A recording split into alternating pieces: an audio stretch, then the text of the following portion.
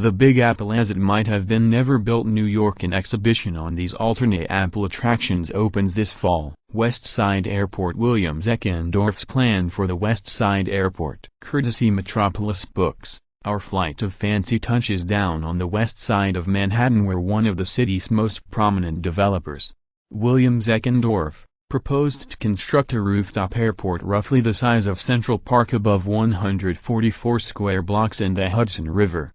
Zeckendorf was a huge player in the city and had a streak of futuristic ideas, Lubell says. Rather than schlepping out to Kennedy or LaGuardia airports, air travelers would have been able to take off right from Midtown Manhattan. Zeckendorf's 1945 plan called for 3 parallel runways capable of landing 68 planes an hour on a concrete deck supported by steel columns 200 feet above street level.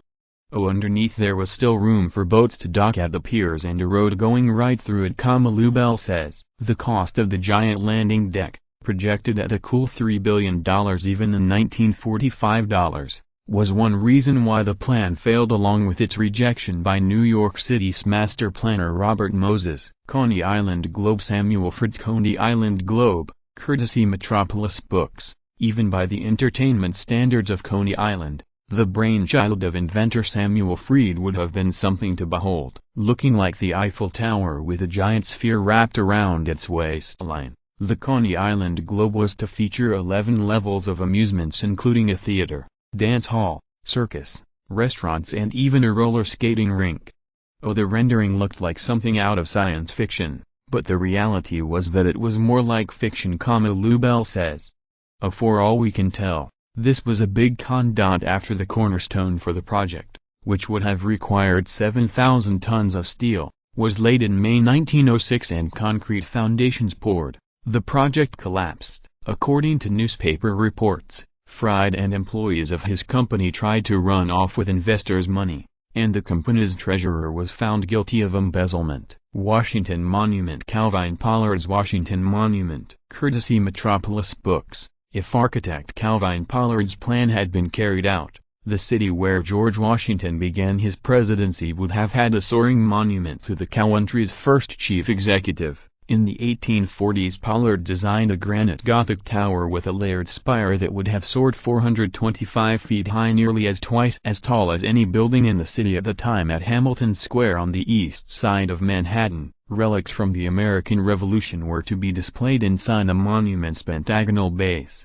and a statue of Washington holding the Declaration of Independence and surrounded by Lafayette and our other foreign allies was to stand beneath a 100-foot-high rotunda. The monument's cornerstone was lowered in 1847, but the project faltered. A much more humble equestrian statue of Washington was ultimately unveiled in Union Square on the 4th of July in 1856. Gilbert's elevated railway. Rufus Gilbert's pneumatic railway, courtesy Metropolis Books. Rufus Henry Gilbert's dream of transporting people around New York was a steampunk version of Elon Musk's Hyperloop. A former surgeon in the Union Army decorated for performing the first operation conducted under fire, the polymath Gilbert received a patent in 1870 for his elevated railway that would use compressed air and steam-powered fans to move passengers in oversized pneumatic tubes that were suspended from 24-foot-high wrought-iron Gothic arches.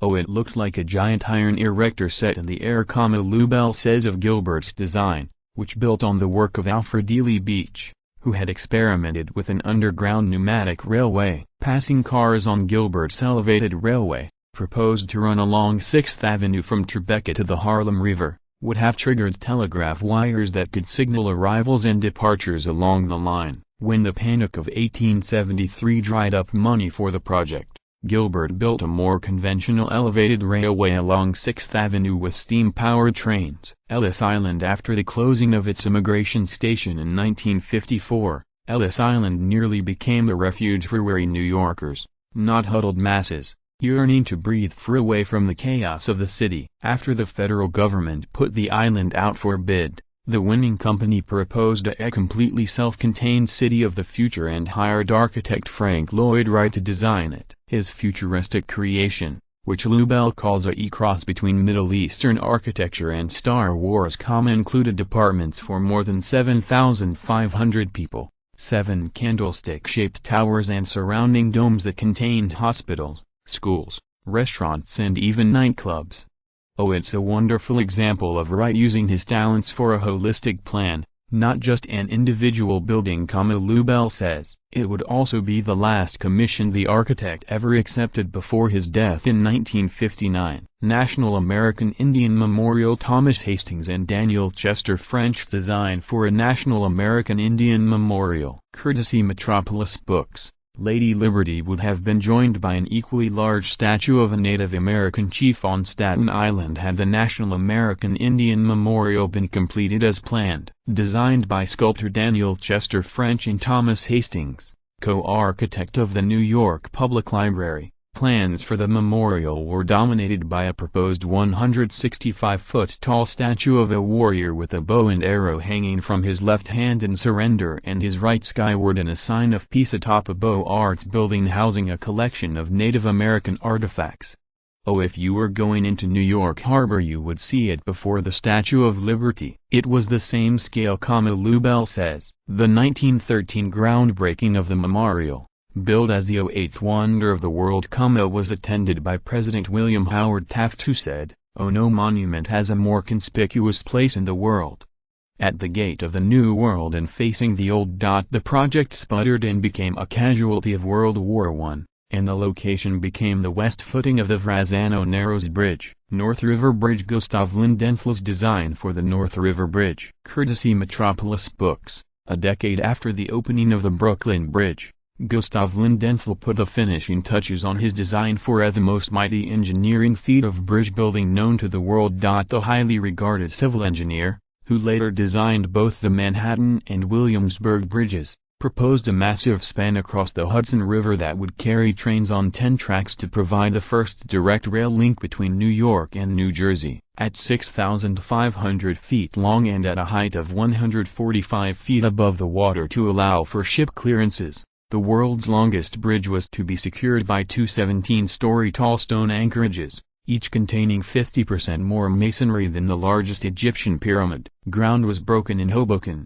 New Jersey, in 1895, but the privately funded project derailed after a financial downturn. Dodger Dome. Buckminster Fuller's Dodger Dome design. Courtesy Metropolis Books. Brooklyn Dodgers fans may not have had their hearts ripped out had the team's planned replacement for Ebbets Field moved ahead. Team owner Walter O'Malley was not interested in just building another baseball park when he consulted in 1955 with R.